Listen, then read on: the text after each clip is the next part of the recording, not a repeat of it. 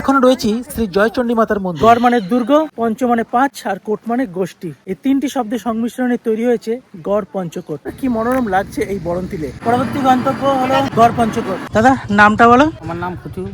কি নাম? কুচুবাড়ি। কুতুবাড়ি। হ্যাঁ। এই মুহূর্তে আমি দাঁড়িয়ে রয়েছি পাঞ্চেত ড্যাম বা পাঞ্চেত বাঁধের উপর। এই মুখোশটার দাম 1000 টাকা। একদিনে এই 4টে সাইট সিন ঘুরিয়ে আবার স্টেশনে তোমরা পৌঁছে দেবে, সেক্ষেত্রে খরচ কতটা পড়বে? এই মুহূর্তে রয়েছে পুরুলিয়ার পঞ্চরত্ন রাধারানীর মন্দিরে। ভিতরটায় ভীষণ অন্ধকার, গা ছমছমে একটা ব্যাপার রয়েছে এখানে।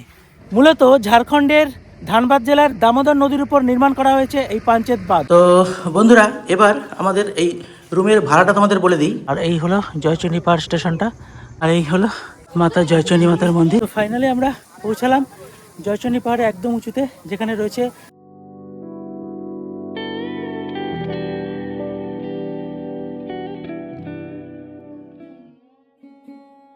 পুরুলিয়া।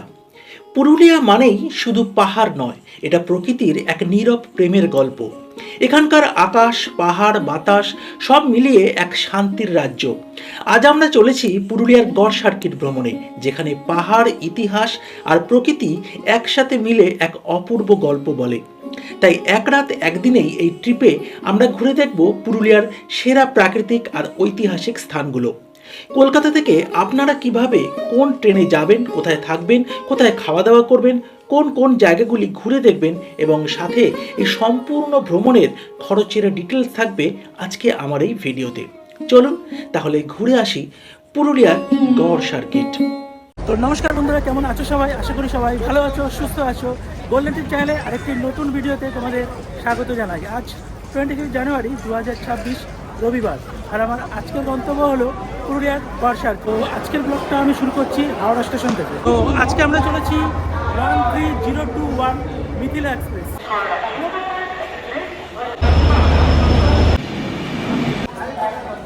বন্ধুরা, ঘড়িতে এখন সময় 8:10। ফাইনালি আমরা পৌঁছালাম আসানসোল জংশন স্টেশনে। অ্যাকচুয়ালি আমরা হাওড়া থেকে 3:50 মিথিলা এক্সপ্রেস ধরে আসানসোল পৌঁছালাম।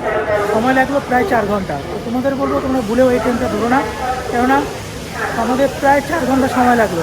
তোমরা যদি বিকালের দিকে আসতে চাও, তোমরা এর পরের 5:20 কোলফিল্ড এক্সপ্রেস রয়েছে, যেটা 5:20 হাওড়া থেকে ছাড়ে। এখানেও ঠিক সেম টাইমে 8:08 নাগাদ আসানসোল পৌঁছে যায়। এবার বলি ট্রেনের ভাড়া। হাওড়া থেকে আসানসোল পর্যন্ত জেনারেলে এই ট্রেনের ভাড়া পড়লো 85 টাকা। আর তোমরা যদি রিজার্ভেশনে আসতে চাও তো সেক্ষেত্রে 170 টাকা ভাড়া। এখন ব্যাপার হচ্ছে, এখান থেকে আমাদের এখন যেতে হবে মুরাডি স্টেশন। তো এখান থেকে আমরা 8:25 আসানসোল আদ্রা মেমো লোকাল ধরে চলে যাব মুরাডি স্টেশন। ভাড়া পড়বে 5 টাকা। উঠতে আমরা দাঁড়িয়ে রয়েছি আসানসোল জংশন রেলওয়ে স্টেশনের সামনে। বাইরে থেকে দেখো স্টেশনটা কতটা সুন্দর।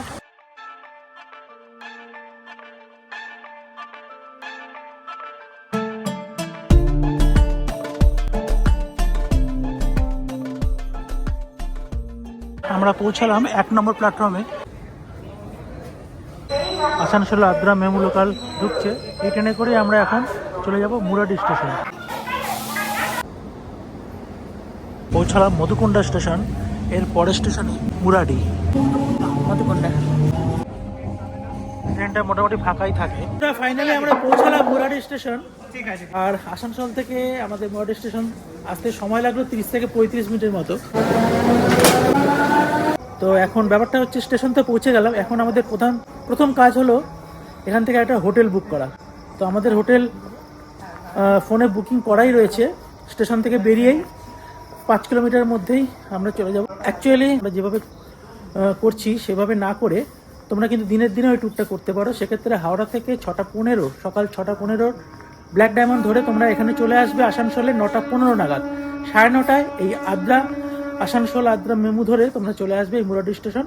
কিন্তু আমাদের কাছে সময় ছিল বলে আমরা আজকে নাইট স্টে করে পরের দিন সকালে ঘুরতে বেরোবো। চলে আমাদের টোটো দাঁড়িয়ে রয়েছে। এই টোটো করে আমরা চলে যাবো আজকে হোটেলে।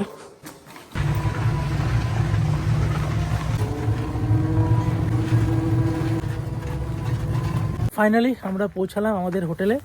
স্টেশন থেকে আমাদের হোটেলে আসতে 15 থেকে 20 মিনিট সময় লাগলো। টোটোই আমাদের আগে বলা ছিল। অ্যাকচুয়ালি আমরা এই টোটো করেই কাল সকালে সাইট সিনে বেরোবো, সে কারণে ওনাকে বলে রেখেছিলাম স্টেশন থেকে ওনার পিক আপ করে আমাদের পৌঁছে দিল এই রিসর্টে। আমরা আজকে থাকবো এই মানভূম কেশরী রিসর্ট। তো বন্ধুরা, তোমাদের এই আমরা পৌঁছালাম আমাদের হোটেলে। এই হলো আজকে আমাদের রুম। এখানে একটা কিং সাইজ বেড রয়েছে, একটা চেয়ার রয়েছে, এখানে একটা বেসিন রয়েছে, আয়না রয়েছে, আর উপরে দেখো ফ্যানও রয়েছে, এসিও রয়েছে। এখানে একটা ছোট্ট টেবিল রয়েছে, আর এখানে একটা আলমারি মতো রয়েছে। এই যে বাথরুমটা তোমাকে দেখিয়ে দিই। আচ্ছা, এই হলো বাথরুম। এখানে একটা কোমোড রয়েছে, কল রয়েছে, উপরে গিজার রয়েছে। মোটের উপর পরিষ্কার পরিচ্ছন্নই রয়েছে, মোটের উপর ভালোই। আজকে আমরা এই হোটেলেই থাকবো। এখন একটু ফ্রেশ হয়ে আমরা ডিনারটা করে নেবো এই হোটেল থেকে। যেহেতু রাত্রির হয়ে গেছে, তাই আমরা আজকে ডিনারটা আগে সেরেই তারপরে রুমে যাব। আমরা আজকে রাতে ডিনার করে নিলাম। ডিনারে আজকে ছিল গরম গরম ভাত, ডাল, আলু পোস্ত, আর চাটনি, পাঁপড়, বেগুন ভাজা, একটা মাছ ভাজা, আর মিষ্টি। তো খুব ভালোই ডিনার করলাম, বেশ গরম গরম আমাদের সার্ভ করলো। এত রাত্রি হয়ে গেছে, সবারই খাওয়া দাওয়া হয়ে গেছে। আমি দেখলাম আমাদের এই রিসর্টে পুরো ফুল। আজকে যেহেতু 25-26-এর এই ছুটিটার জন্যই এই রিসর্ট পুরো ফুল হয়ে গেছে। সবারই খাওয়া দাওয়া হয়ে গেছে, শুধুমাত্র আমাদের জন্য ওরা ওয়েট করেছিল এতটা রাত পর্যন্ত। তো চলো আজকের মতো এখানে শেষ করছি। আজকে রাতটা কাটিয়ে কাল সকালেই আমরা বেরিয়ে পড়বো সাইট সিনে। কালকে আমরা ঘুরে দেখব 4টি এখানকার মেন জায়গা: পাঞ্চেত বাঁধ, গড়পঞ্চকোট পাহাড়, বরন্তী লেক, এবং শেষে ঘুরে দেখব জয়চণ্ডী পাহাড়। তাহলে চলো আজকে গুড নাইট। গুড মর্নিং বন্ধুরা, গুড মর্নিং ফ্রম বরন্তী। আজ 26 জানুয়ারি 2026, সোমবার। সকলকে জানাই প্রজাতন্ত্র দিবসের অনেক অনেক শুভেচ্ছা। তো এই মুহূর্তে আমি রয়েছি পুরুলিয়ার বরন্তী লেকের সামনে। অনেকটা জায়গা জুড়েই আমাদের এই রিসর্টটা। এই রিসর্টের পাশে এই দেখো দূরে দেখা যাচ্ছে, ওদিকটাও কিন্তু দূরে পাহাড় দেখা যাচ্ছে। এই হলো আমাদের রিসর্ট। এই মুহূর্তে আমি রয়েছি একদম বরন্তী লেকের সামনেই। আমার এদিকটায় এই বরন্তী লেক, বরন্তী পাহাড়, আর ঠিক আমাদের রিসর্টটা এই দিকটায় একদম বরন্তী লেকের সামনে। রিসর্টের নাম আর ফোন নাম্বার আমি এখান থেকে তোমাদের দেখিয়ে দিচ্ছি। এই যে আমরা রয়েছি the Manbhum Keshari farmstay, restaurant and event management. AC non AC room তোমরা এখানে পেয়ে যাবে। এই নাম্বারটা তোমরা নোট করে নাও। খুবই সুন্দর ব্যবস্থা। কাল সারা রাত আমরা এই রিসর্টেই কাটিয়েছি। খুবই পরিষ্কার পরিচ্ছন্ন আর সব রকম সুবিধাই রয়েছে। আর এবার তোমাদের বলে দিই আমাদের এই রুমের ভাড়া কত পড়েছিল। একদিনের জন্য এই রুমের আমাদের ভাড়া পড়েছিল 1000 টাকা। আমরা অনলাইনে বুকিং করে এসেছিলাম। তোমরা চাইলেও বাই ফোনে অনলাইনে বুকিং করে চলে আসতে পারো। খাবারের ব্যবস্থাও রয়েছে, তোমরা চাইলে কিন্তু এই হোটেলেই লাঞ্চ, ডিনার, ব্রেকফাস্ট সব করে নিতে পারো। আর এই হলো চারিপাশটা রিসর্টের।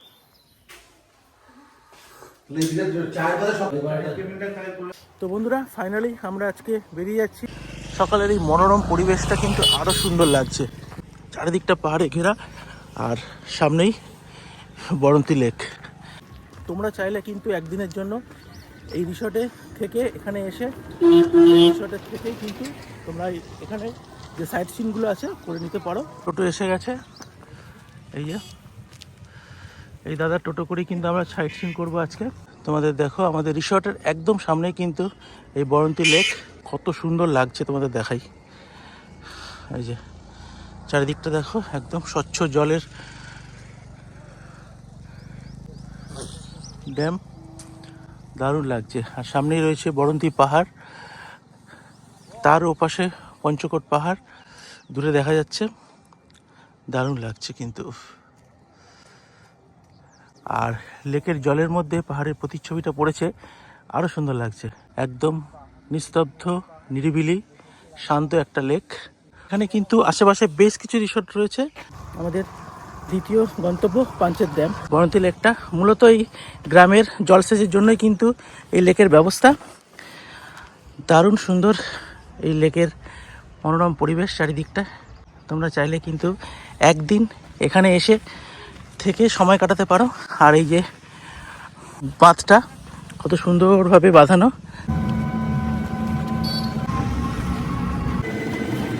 সামনেই মুরারি পাহাড়, তার পাদদেশে এই বরন্তী লেক, অসাধারণ নৈসর্গিক সৌন্দর্য।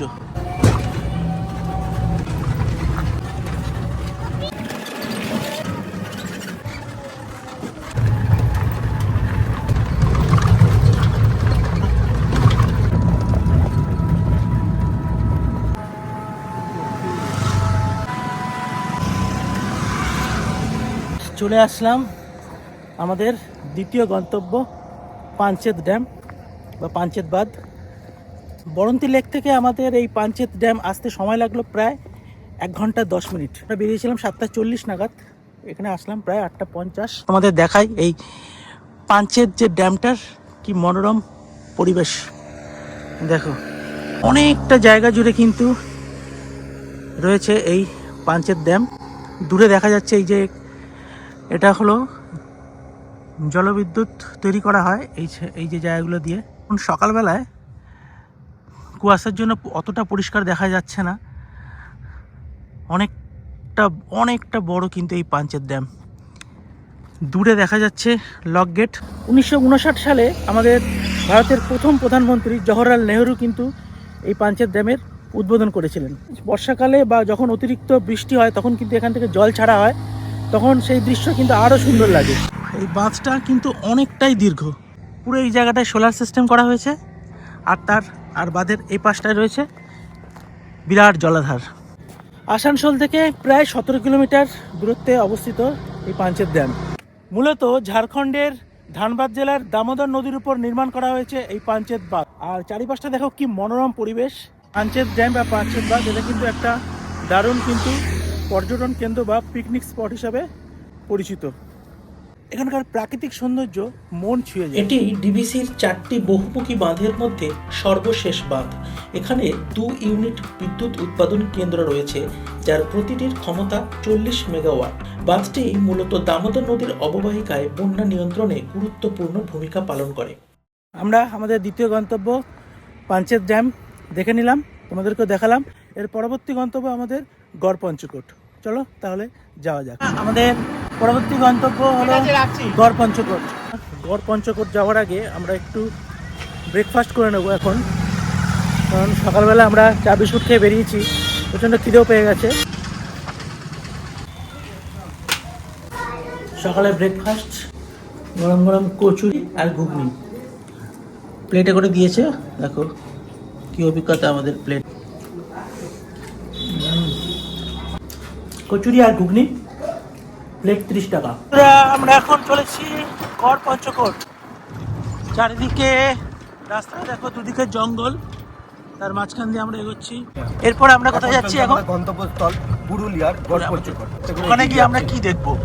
ওখানে গিয়ে পাহাড় পর্বত মন্দির দেখবো। পাহাড় পর্বত, আবার নদী, সমুদ্র, দুদিকে পুরো জঙ্গল, গভীর অরণ্য। যে কোনো মুহূর্তে কিন্তু বাঘচিহ্ন চলে আসতে পারে। যদি এই মুহূর্তে চিতাবাঘ আপনার গায়ে এসে লাফিয়ে পড়ে, আপনি কি করবেন? আমি কি করবো তার সাথে?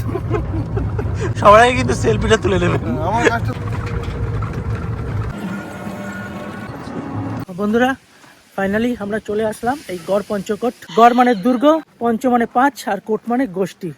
এই 3টি শব্দের সংমিশ্রণে তৈরি হয়েছে গড়পঞ্চকোট। পাঞ্চেত ড্যাম থেকে আমাদের এখানে আসতে সময় লাগলো প্রায় 45 মিনিট। এখানে বেশ কিছু পুরানো ধ্বংসাবশেষ, মন্দিরের ধ্বংসাবশেষ রয়েছে। এটাও মূলত পুরুলিয়া জেলার একটা ঐতিহাসিক এবং পর্যটন কেন্দ্র।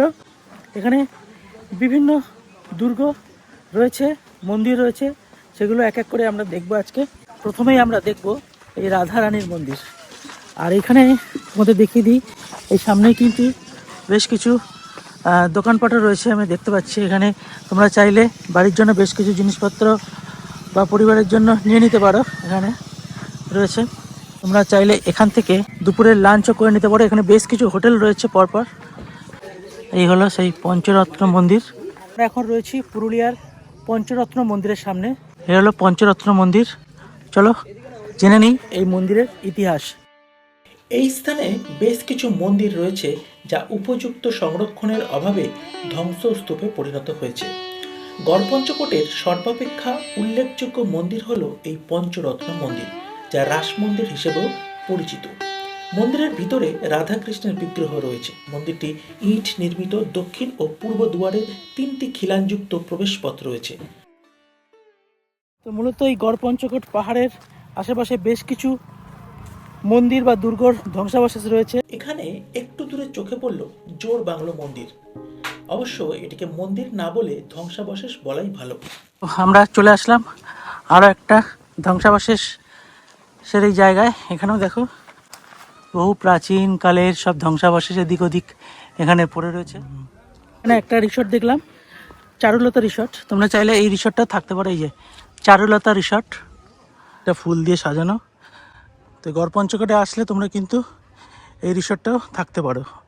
ফোন নাম্বার দিয়ে দিলাম, বুকিং করে আসতে পারো। দারুণ রিসর্টটা। আর এই রিসর্টে আসলে তোমরা এরকম একটা ওয়াচ টাওয়ার পেয়ে যাবে।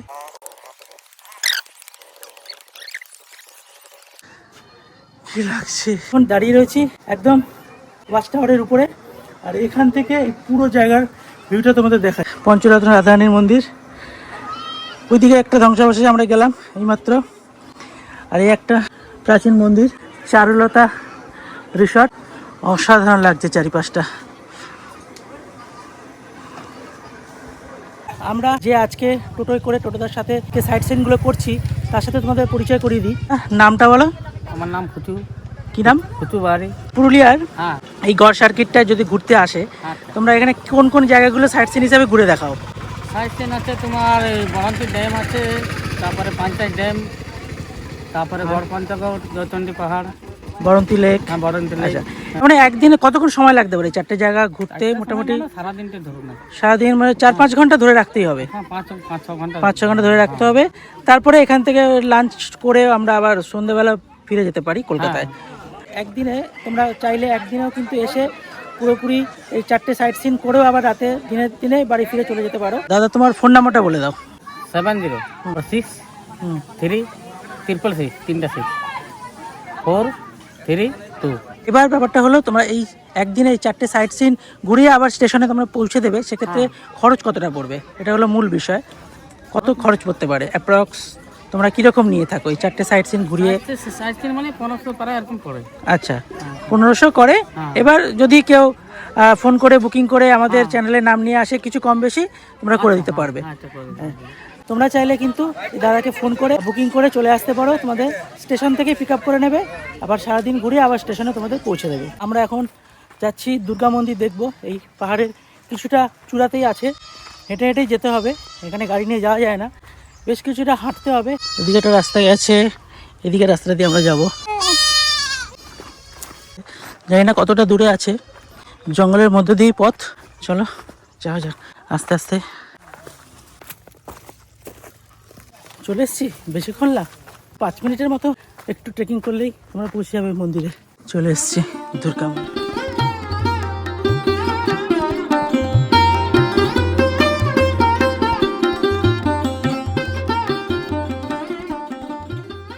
আমি এখন রয়েছি পুরুলিয়ার গড়পঞ্চকোটের এক প্রাচীন দুর্গা মন্দিরে। এখানে মহিষাসুর মর্দিনী দুর্গার পুজো হতো একটা সময়, এখন তো পুরো ধ্বংসাবশেষ রয়েছে। মূলত এই পঞ্চকোট পাহাড়ের পাদদেশেই কিন্তু এই মন্দিরটি অবস্থিত। দুর্গা মন্দির থেকে আমরা এগিয়ে চললাম শ্যাম রঘুনাথ মন্দির। অ্যারো দেখে দেখে যেতে পারো, অ্যারোগুলো তোমরা ফলো করবে।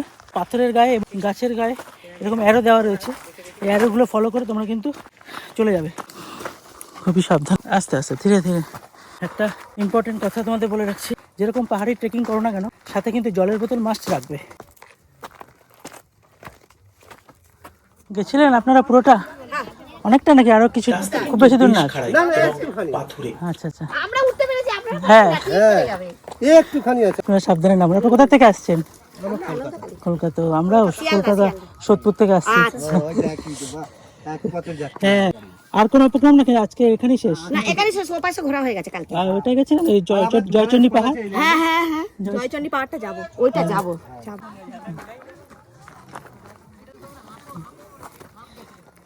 দুর্গা মন্দির থেকে রঘুনাথ মন্দির যেতে প্রায় 1 কিলোমিটার এরকম পাহাড় জঙ্গলে ঘেরা সংকীর্ণ খাড়াই পাথরের রাস্তা দিয়েই যেতে হবে। প্রায় 30 থেকে 35 মিনিট সময় লাগলো আমাদের এই পথ অতিক্রম করতে। অবশেষে আমরা পৌঁছালাম রঘুনাথ মন্দিরের একদম গেটের সামনে। বন্ধুরা, এইখান থেকে এই যে দৃশ্যটা দেখো কি অসম না, অসাধারণ লাগছে। এই মন্দিরটি হল গড় পঞ্চকোট পাহাড়ের সর্বোচ্চ মন্দির। মল্লরাজ রঘুনাথ সিং এর নামে এই মন্দিরটি প্রতিষ্ঠা করা হয়, যার রাজত্বের সময়কাল ছিল 1626 থেকে 1656। অতীতে এই মন্দিরকে কেন্দ্র করেই বছরে একদিন এই পাহাড়ের পাদদেশেই মেলা অনুষ্ঠিত হতো। এই দেখো মন্দির, ঠান্ডা মতো ওয়েদার, উপরটা দেখো কতটা উঁচু।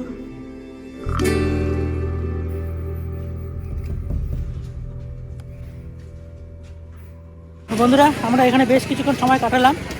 এখন আমরা চলে যাব জয়চণ্ডী পাহাড়। আজকের শেষ গন্তব্য জয়চণ্ডী পাহাড়।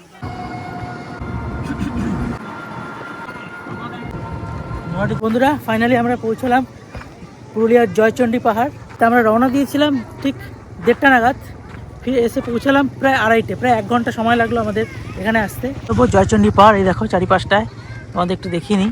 এই যে চারিদিকটা পাহাড়ে ঘেরা, এই জায়গার সাথে অনেক স্মৃতি রয়েছে। বিশেষ করে এখানে কিন্তু বাংলা সিনেমার বেশ কিছু শুটিং হয়েছে, তাদের মধ্যে অন্যতম হলো হীরক রাজার দেশে।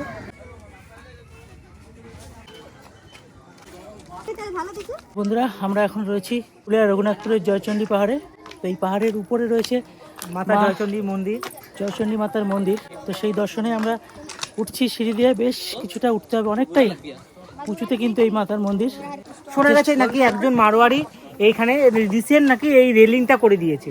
এই আশেপাশে পাশ দিয়ে যে রেলিংটা করে দিয়েছে, এখন অনেকটা সুবিধা। আগে এতটাও কিন্তু আপডেট ছিল না। এগিয়ে যাই, তোমার এখনো 100-150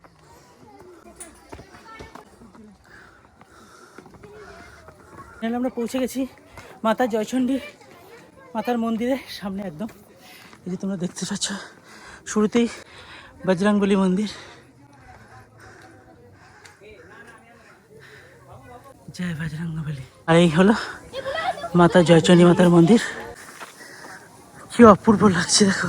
পৌঁছালাম জয়চণ্ডী পাহাড়ে একদম উঁচুতে, যেখানে রয়েছে মাতা জয়চণ্ডী মাতার মন্দির। আর এই উপর থেকে এই পুরো পুরুলিয়া জেলার ভিউটা দেখো তো।